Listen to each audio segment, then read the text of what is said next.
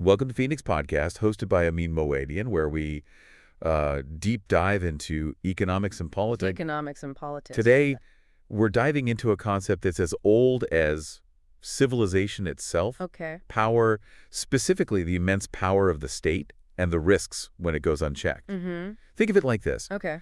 Every society needs rules, right? Yeah. Someone has to make them and enforce them. Right. And that someone usually ends up being the government. Right.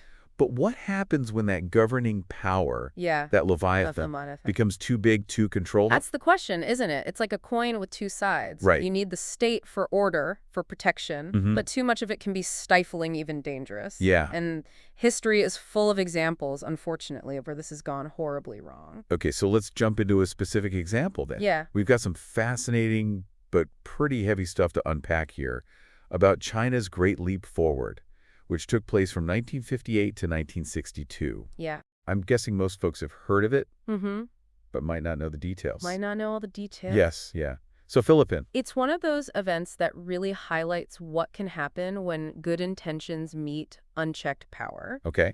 The goal, at least on paper, Yeah. was to modernize China's economy, Right. rapidly shift from agriculture to industry. Mm-hmm. The problem was the methods used were incredibly brutal, with a complete disregard for individual rights or realistic economic planning. Yeah, and I think when we say brutal, we need to grasp the scale of the tragedy here. Yeah. We're talking about an estimated 45 million people dying due to famine during those years. That's right. 45 million. It's hard to even fathom. It's almost impossible to comprehend. It is. Yeah. It's a staggering number, and it gets to the core of what can go wrong with a powerful state. Right. In this case, the Chinese Communist Party under Mao Zedong forced farmers into these collective communes, took away their land, their grain, everything. They set these crazy production quotas that were just impossible to meet. Yeah. It was central planning gone wrong on a massive scale. And it seems like the people in charge were so fixated on their ideology, Yes. on this vision of a socialist utopia, that they just ignored the reality on the ground. Exactly. Anyone who tried to point out the problems, to say, hey, this isn't working, people are starving, Yeah. they were silenced, punished, right? Absolutely. There was this climate of fear where dissent was seen as treason. Wow. People who disagreed were labeled as rightists. Oh, It was a catch-all term used to discredit and silence anyone who didn't toe the party line, yeah, even if their concerns were completely valid, Right. and the consequences were often horrific. One story that really struck me was that of Zhang Fufang. Yeah. He was a local Communist Party secretary in Guangshan County, Right. and incredibly, his crime was trying to help his people. Yeah, it's unbelievable, isn't it? He saw the famine unfolding, understood how bad the policies were, Yeah.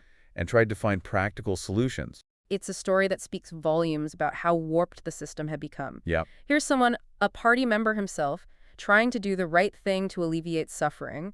And for that, he's accused of right deviationism, Wow. beaten to death by his own comrades. It's just, It shows how ideology, when taken to extremes, can create this terrifying logic right. where basic human compassion is seen as a threat. It really makes you think about the individual versus the state, Right. and how important it is to have safeguards in place to protect individual rights and freedom, Yes. even or perhaps especially when the government claims to be acting in the best interests of the people. That's where philosophies like classic liberalism come in. Okay. It emphasizes the importance of individual limited government and the rule of law.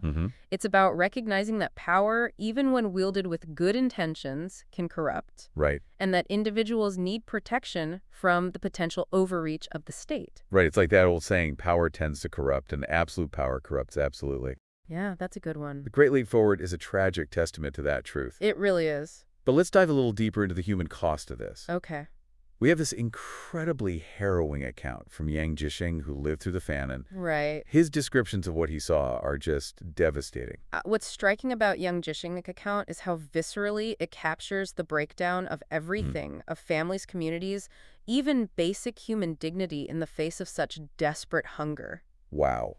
He describes returning to his village and finding it utterly ravaged, people driven to eating bark roots, anything they could find just to survive. This wasn't just a food shortage. No. It was a complete societal collapse fueled by the government's actions. That's right. And it raises this crucial point. Yeah. Was this famine truly unavoidable? Or was it, as some argue, a man-made disaster? That's the debate, isn't Yeah, it? And there's a strong case to be made that this wasn't some natural disaster, right. but rather a direct consequence of the policies implemented by the state. Okay. The Waiwan People's Commune is a particularly chilling example of this. Okay, let's unpack that in part 2. We'll be right back after a quick break. Sounds good. The Waiwan People's Commune is a microcosm of how disastrous the policies were. They actually managed a decent harvest in 1959, almost 6 million kilos of grain, but the Communist Party demanded even more 6 million kilos, leaving the farmers with absolutely nothing to eat. So they literally took every single grain, even though the people who grew it were starving. It's hard to believe that actually happened. It did, and it highlights a fundamental problem when the state has too much control over resources, over production, over people's lives. The farmers in Huaiwan were reduced to eating bark, wild plants, even things like bird droppings, just to try and survive. It just shows how vital individual liberty is, the right to the fruits of your own labor, the right to say no to a government that's clearly in the wrong. This is where those ideas from Austrian economics about the dangers of central planning become so relevant, don't they? Exactly. Austrian economics, which is closely aligned with classic liberalism, really emphasizes the importance of free markets and the unintended consequences that can happen when governments try to control everything. The Great Leap Forward is a textbook example of that, good intentions paving a road to hell. You know, it's easy to look back at something like the Great Leap Forward and think, well, that was a different time and place. But the underlying principles at play are still relevant today.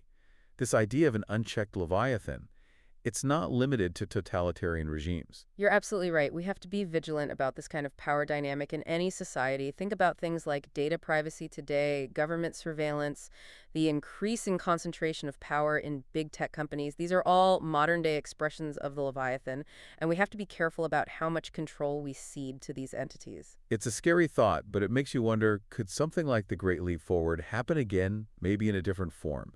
Maybe not through forced starvation, but through some other means of control. It's definitely a question worth pondering. The methods might be different, but the underlying danger of unchecked power, of sacrificing individual liberty for some supposed greater good, that's always a threat, and it's something we need to be actively guarding against. So how do we do that? How do we ensure that governments serve the people, not the other way around? I mean, there's no easy answer, but I think understanding history, seeing how these things have played out in the past, that's got to be a starting point. Absolutely. Learning from history is crucial.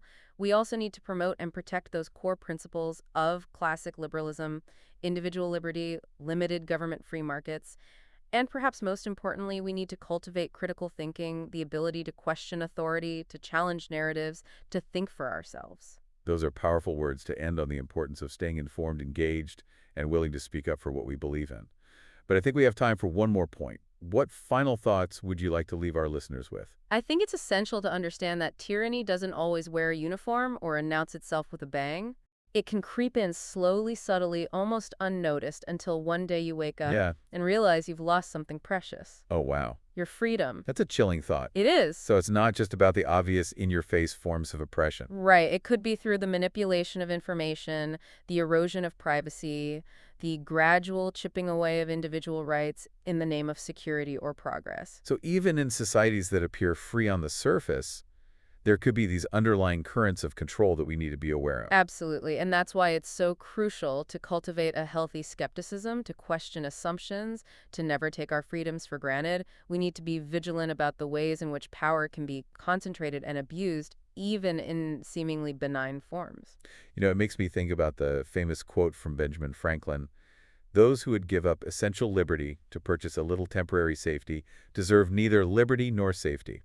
It feels more relevant now than ever. It does, doesn't it? And it speaks to the importance of always weighing the trade-offs, of understanding that security at the expense of liberty is a dangerous bargain. So what can we do? How do we ensure that governments truly serve the people and that individual liberties are protected? I know we've touched on some of this already, but it feels like such a crucial question to end on. It is. I think it comes down to a few key things. First, education. We need to understand history, to learn from the mistakes of the past, to recognize the warning signs of tyranny in all its forms. Second, engagement. We can't be passive observers. Right. We need to participate in the process, hold our leaders accountable, make our voices heard. Yeah. Finally, I think it comes down to a fundamental belief in the dignity and worth of the individual, a recognition that freedom is not a gift from the state. It's an inherent right that we must constantly defend. Beautifully said. The importance of knowledge, action, and an unwavering commitment to individual liberty.